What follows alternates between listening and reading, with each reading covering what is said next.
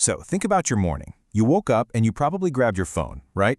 In that one simple moment, you touched the very end of the most complex, most valuable, and honestly, most invisible supply chain on the entire planet.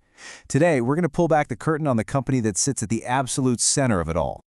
You know, that little tap to snooze your alarm, the quick scroll through the news, all of it is possible because of a power that directs global finance. It guides our navigation systems. It even determines the military fate of nations. That power? It's the microchip. Our entire modern world is built on this invisible foundation of silicon. But that begs a huge question, doesn't it?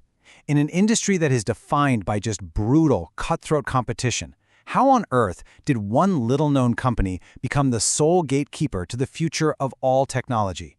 Who built this invisible empire?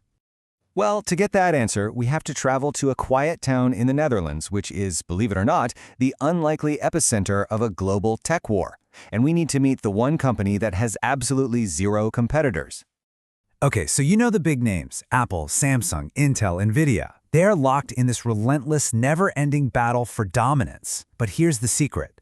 In this arena, all of these giants quietly depend on a single power center, a place where all that competition just stops and absolute reliance begins.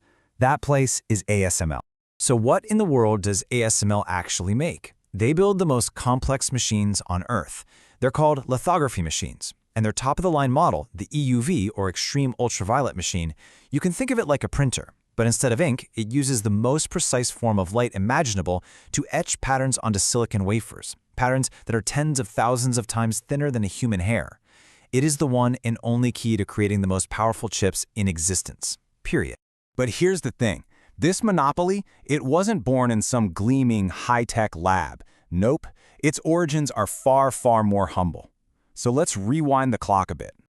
Back in 1984, while industry giants like Nikon and Canon were ruling the market, ASML was literally born in a leaky wooden shed. Their big idea in the late 80s was totally revolutionary. Instead of moving the heavy lens, they'd move the silicon wafer with incredible precision. But by the early 90s, even great ideas weren't enough.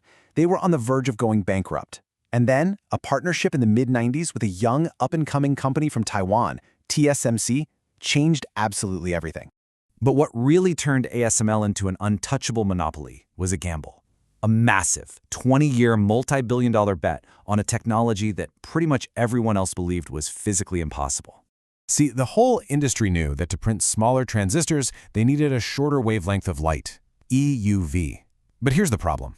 EUV light is so energetic, it gets absorbed by everything, even air.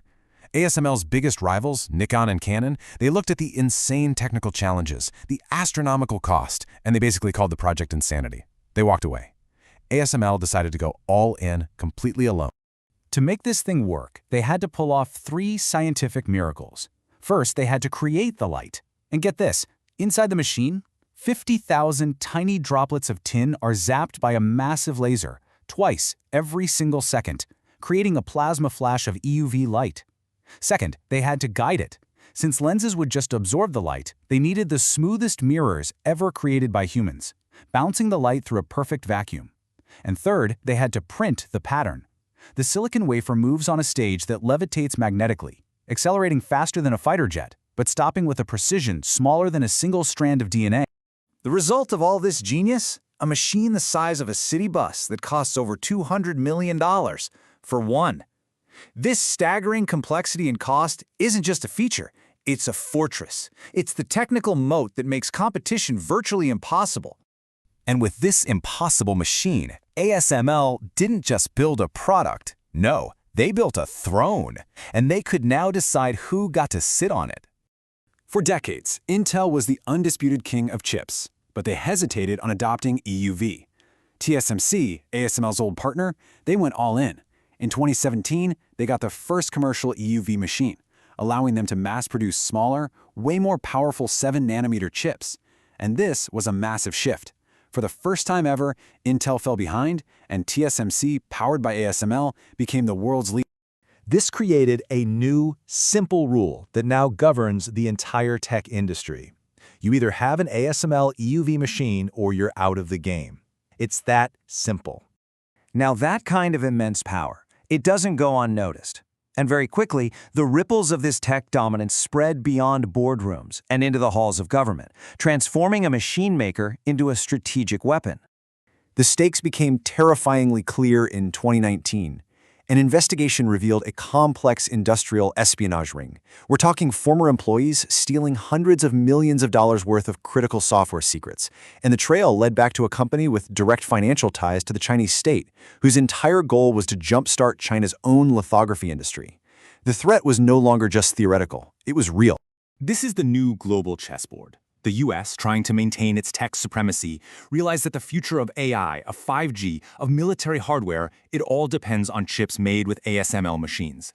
So, to block China's rise, Washington pressured the Dutch government to ban the sale of these machines to China. And just like that, ASML wasn't just a company accountable to its shareholders anymore. It was forced to become a de facto geopolitical entity, serving the strategic interests of the entire Western alliance.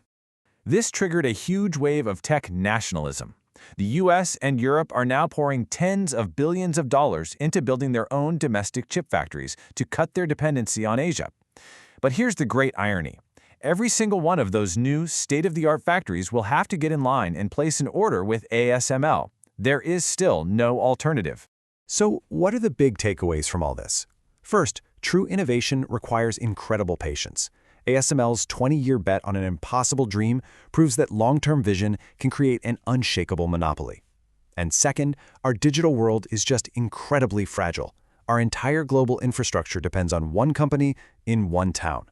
A single crisis there could bring the world economy to a screeching halt. From a leaky wooden shed to a geopolitical fortress, ASML's journey is truly one of the most extraordinary industrial sagas of our time. They are the invisible empire. And their story leaves us with a final critical question to think about. When one company holds the only key to our technological future, who ultimately should decide when and how to turn it?